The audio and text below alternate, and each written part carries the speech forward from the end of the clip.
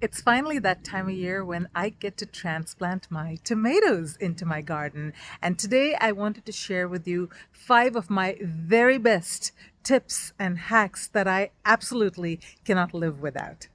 We'll also plant up a tomato or two. I'll show you exactly how I transplant it, the steps that I go through, how I amend the hole, the secret ingredient that I add to the hole when I amend it, and then how I finish it off with a nice thick layer of mulch.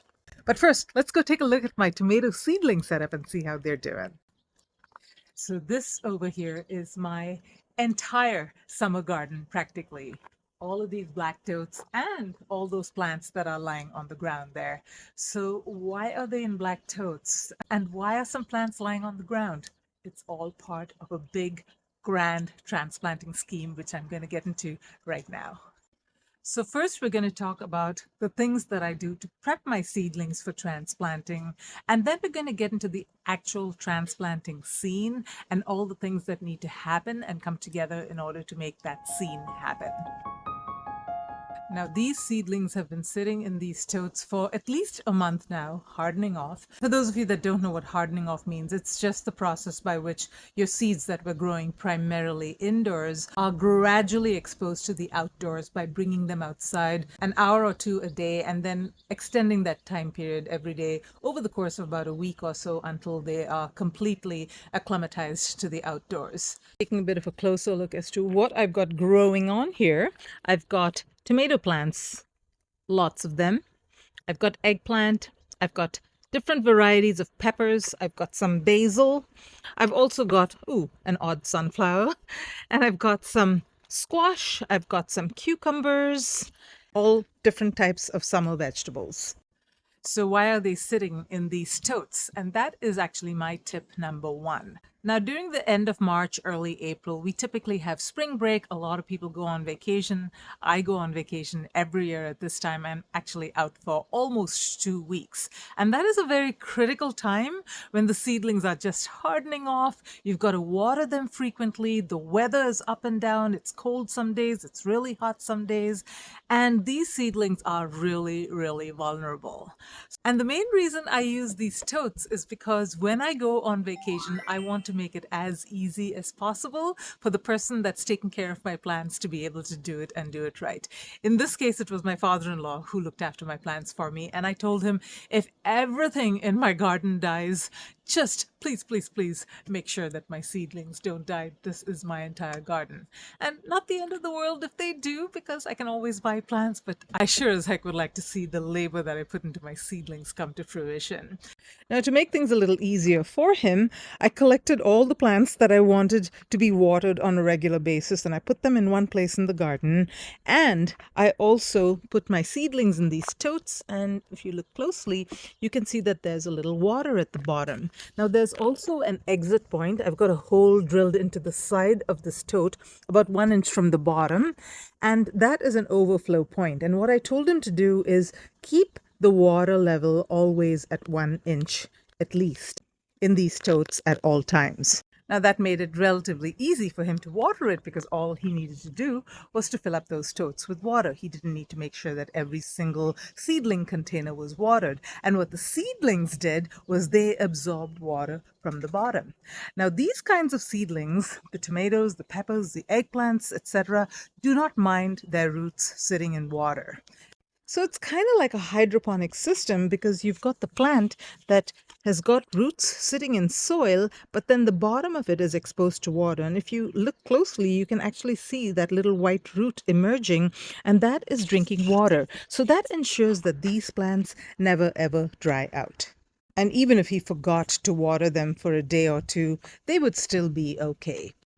Now, another option to make it truly hydroponic is to actually add some nutrients into the water solution at the bottom. And I've done that before. Last year when I went on vacation, I put a little fertilizer in there. When I came back, they were like 2 feet tall, and that was just too big. They looked good, but still, those plants were huge. And I actually wanted to control the rate of growth of the plants. So I did not add any fertilizer this time. When I came back, they were looking a little bit yellow, but they were all alive. I didn't lose a single plant, and I immediately fertilized them. And you can see they're all looking pretty okay now. There's also no danger of him overwatering or drowning the plants because of that little exit point where the water flows through if it reaches above a certain level, which is around the 1 inch mark. Okay, now let's jump into why some of the seedlings are lying on their side. But before we do that, if you're finding value in any way, shape, or form in this video so far, I sure would appreciate a big thumbs up. So the plants that are lying on their side are all tomato plants. Now these tomato plants are pretty tall and leggy, and that is actually a good thing because you want to bury tomato plants very, very deep. And anywhere that it is buried in soil, it will develop roots. Now, if I were to bury this tomato plant, for example, deep in the soil, I'd have to make a really deep hole. And instead of doing that, I actually let these tomato plants lie on their side. So something like this, you just put it on its side and within 24 hours, the tip turns up. Now I can bury the entire stem after removing some of the leaves. All of this is going to develop roots and make for a very strong plant. And just this little tippy top is going to be above the soil. So think about how much of that root system is going to form underneath. So I don't bury deep, I bury shallow, but I bury wide. Now, I actually did a little experiment last year where I took identical tomato plants, same variety, and I buried one deep and I buried one horizontal. And I did this for a few different varieties. And I did not notice any difference in the production, the volume of production of the plants that were buried shallow versus the ones that were buried deep. So I know that this method works. And in fact, it follows the natural vining pattern that tomatoes have when you don't stake them up. They do tend to lie on the ground and they do tend to put out roots wherever the stem touches the ground. So this works and it is so much easier than burying it deep. Plus, I also follow a no-till method of gardening and I don't like to dig the soil if I don't have to. You don't have to leave them on their side. You can actually bury it and kind of gently tip it upwards. But I have broken tomato stems in the past when I did it that way. So I find that this works just a whole lot easier because the plant is already curving in the right direction. Now, one point though, if you do happen to break the tomato plant as you're planting it, and I have done that many times, don't worry too much. Just take the broken part, stick it in some water, and within 10 days, you will get roots forming and you can plant a brand new plant that is identical to the one that you killed. Oh no, look at this Roma. It is broken, but it hasn't broken off completely. So when I bury it in the soil, this thing is going to heal and it's going to heal very nicely. So not too worried about this one. Another super important tip, do not leave any suckers or flowers on your seedlings. Now, a sucker is this little shoot that is developing in the armpit between the main stem and this side stem. Technically, this can grow into a whole new tomato plant if you plant it. But as of now, we want to make sure that you are concentrating the energy of the plant on developing roots when you transplant it and that main stem. So go ahead and remove the sucker. In fact, the sucker has a few flowers as well. Off you go. So let's talk about transplanting. Now, on what kind of a day should you transplant your tomatoes? Ideally, you want to choose a kind of an overcast day like we've got right now. And you want to make sure that you give the tomatoes a chance to settle in to their new spot. So even if your days are too sunny and you got to get those tomatoes into the soil, make sure that you do it in the evening. That way they've at least got overnight to settle in and don't have to deal with the hazards of the midday sun. Finally, my favorite tip that I learned only this year, and I wish I knew many, many years ago, that has to do with when is the right time to actually transplant your seedlings in the garden. I've heard so many variations of when the right time is to plant tomatoes in the garden. Some people say you can do it after your last frost. Other people say wait until the nighttime temperatures are consistently above 50 degrees Fahrenheit. I've even heard some people say wait until Mother's Day, which is actually quite late for Northern California. But the point is that your microclimate in your garden might just be a little different than your neighbor's microclimate. So you really need to decide when you should be planting seedlings in your garden. And there is a surefire way to know that, and it has to do with this little tool here. It's called a soil thermometer. And the soil temperature is really what determines when you should plant different types of seedlings in the garden.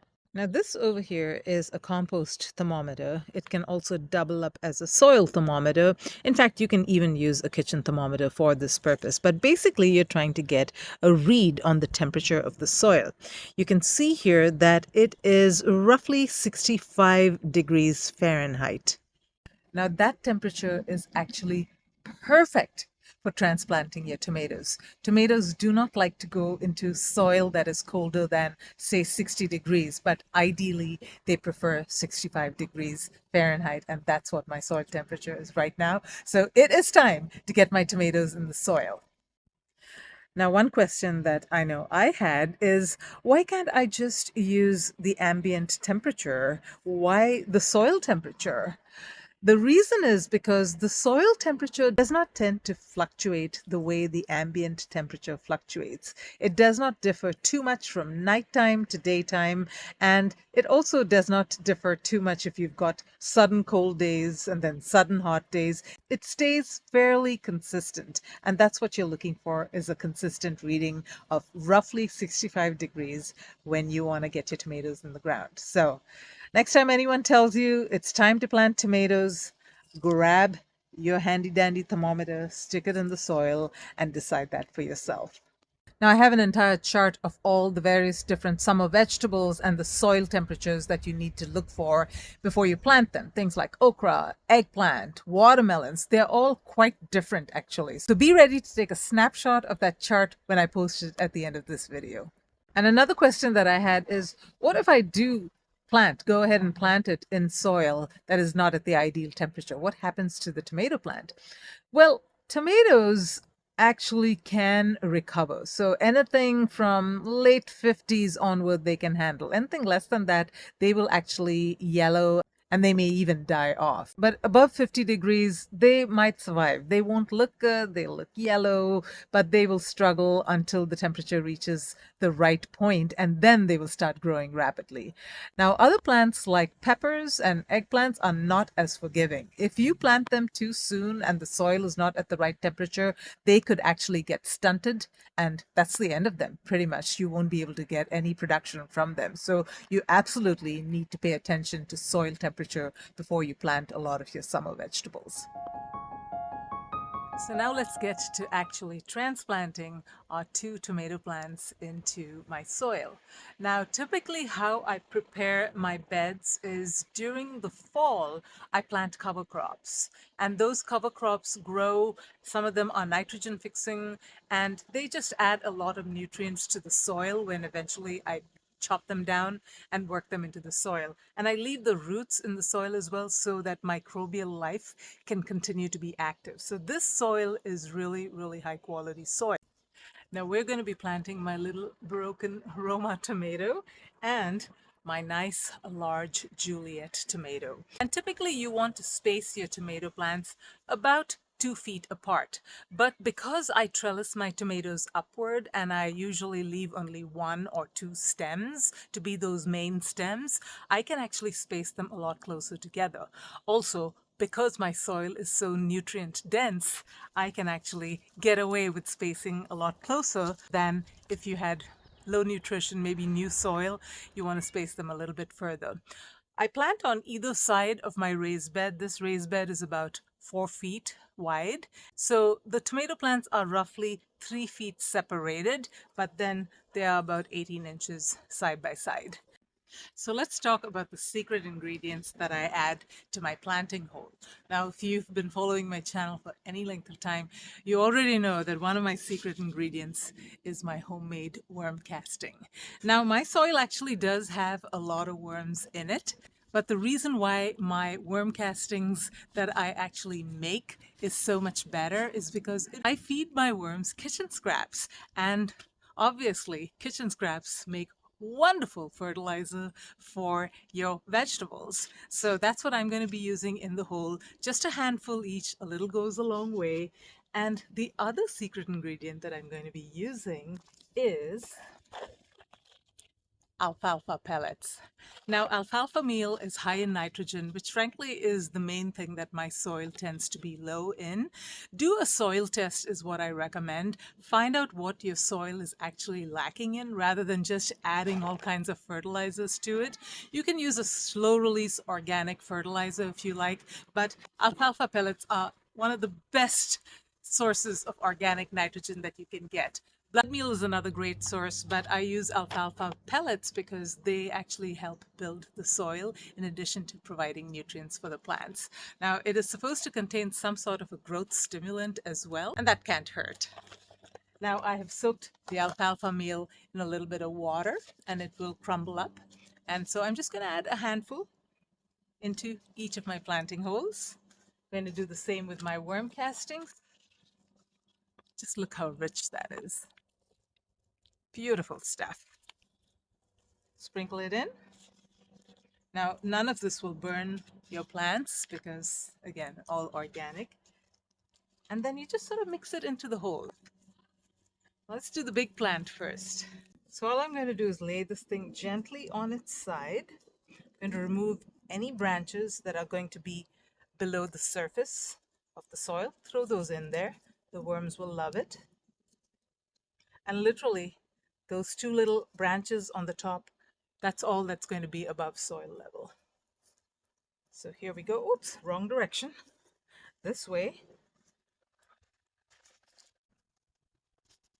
And now give it a good watering all along the length.